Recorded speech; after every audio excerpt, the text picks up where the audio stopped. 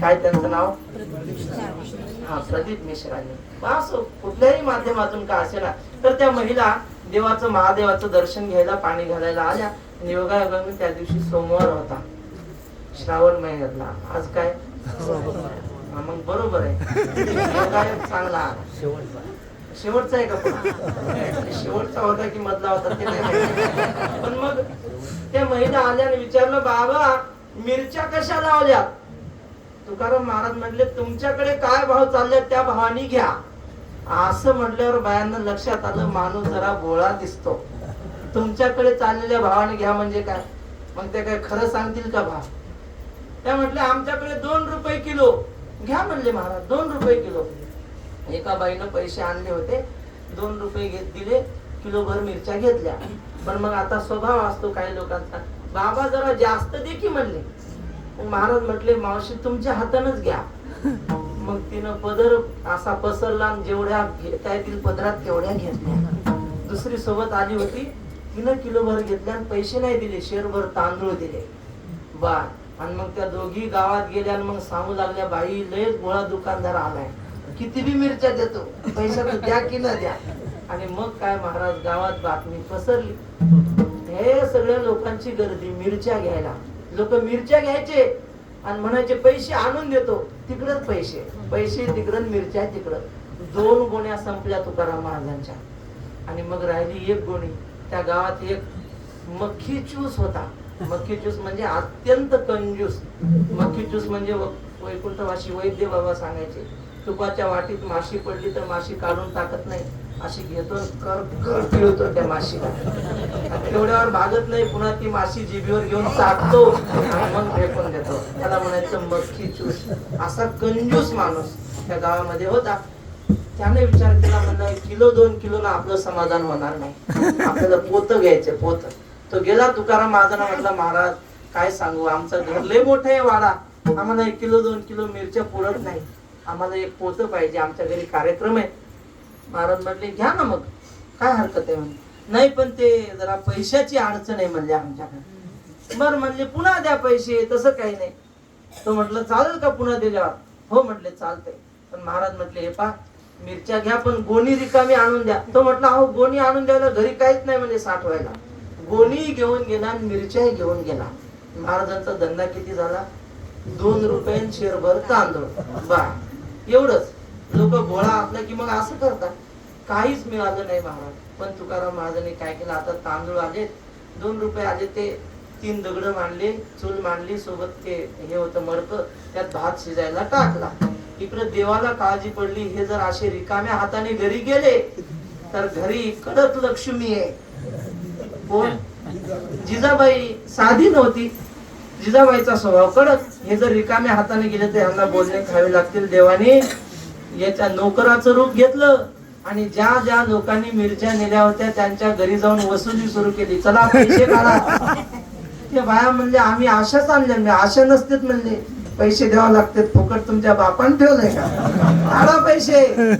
त्या म्हणले, आम्ही काय मोजून आणल्या का? आशाच आणलेल्या आहेत. ते म्हणले, मोजायचं काम नाही, आमच्या मालकासमोर तुम्ही नुसत्या अशा हातात मिरच्या धरल्या ना, किती ग्रॅम आहेत ते त्यांना लगेच समजतं.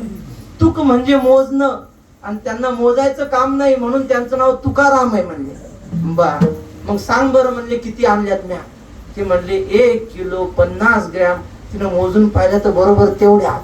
याला काय सगळं माप माहिती.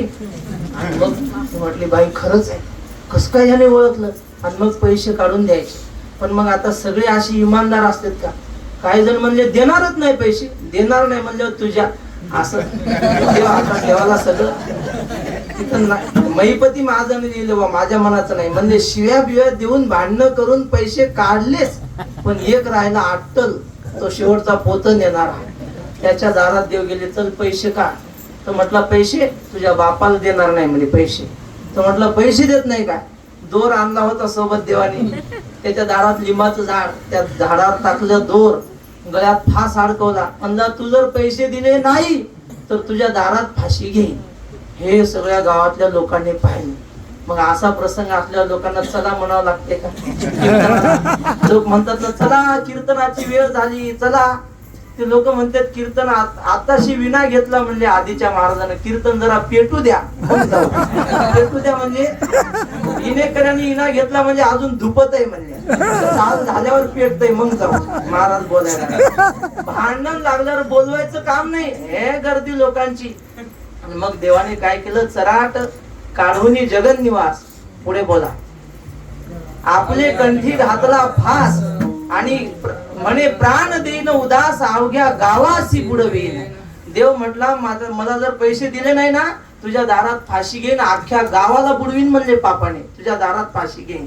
हे लोक जमले, ह्यानं कधी सत्याला पावती फाडली नाही, कुठल्या गरीबाला मदत केली नाही, कधी उष्ट्या हातानं कावळा उडवला नाही. आणि मग असा प्रसंग आल्यावर बायांनी चपला काढल्या.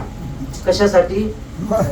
याचा बदला घ्यायसाठी. ह्यानं लय गावाला त्रास दिला होता, असं चंगुसपणाने. चांगला लोकांनी बडवला, काळा निळा केला आणि त्याच्या घरातले पैसे स्वतः लोकांनी काढून याला दिले. असे देवानं सगळे पैसे गोळा केले. आणि तुकाराम महाराजापाशी आला आणि म्हटलं, हे बघा महाराज, मी या गावचा पाटील आहे, तुमच्या सारख्या साधूचे उपकार आमच्या गावात नको, म्हणून सगळ्याचे पैसे आणले, ते पैसे राहू द्या. तुकाराम महाराज म्हटले, अहो काही गरज नव्हती पाटील. नाही नाही म्हटले, असू द्या, आमच्या गावात कोणाचं ऋण नको. आणि मग पैसे दिले. महाराज म्हटले, हे बघा आता भात झालेला आहे पाटील, आले तर तुम्ही जेवून जा. म्हटले, भातावर घ्यायला काही नाही. म्हटले, नुसतं पांढरा भात आहे. वारकऱ्याचं करवती जेवण असतं. करवती म्हणजे चपाती बेसन भात. ते श्री गुरु मारुती बाबा सांगतात, मालपुरी सीतारा म्हणजे अयोध्येकडे चांगलं मालपुरी खायला भेटते. माखन मिश्री राधे श्याम, वृंदावनाला माखन मिश्री. आणि पिठलं भाकरी तुकाराम. आपल्या महाराष्ट्रात काय साधं जेवण. कसं म्हणजे भाताचं, त्याच्यावर वरण बिरण काय नाही. देव म्हटले, थांबा जरा त्यातले पैसे द्या, आता तूप घेऊन येतो. गेले, तांब्याभर तूप घेऊन आले. आणि मग तुकाराम महाराजही बसले, तो पाटीलही बसला जेवायला. पण तो पाटील म्हणजे तो पाटील नव्हता. हा, विठू पाटील त्याचे नाव, हा इथला पाटील होता तो. पण महादेवाच्या मंदिरासमोर बसले. महादेवाला वाटलं देवही आहे भक्तही आहे, दोघंही जेवतात, मग आपण का उपाशी राहू. महादेवानं घेतलं दिगंबर संन्यासी आखाड्यातला वेश. आणि महादेव अलख निरंजन, महादेव प्रगट झाले. विठ्ठल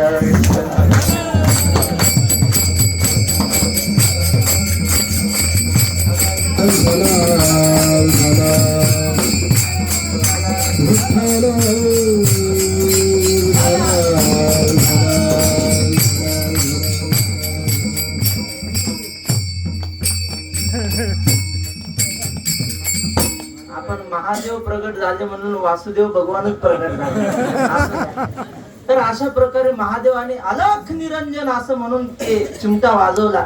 तुकाराम महाराज म्हटले, या महाराज जेवायला. ते म्हणले, जेवायलाच आलो. आणि मग तिघही जेवायला बसले. तुकाराम महाराजांचा जो त्यांनी गाडग्यात भात केला होता, तिघांनी यथेष्ट तो भात सेवन केला.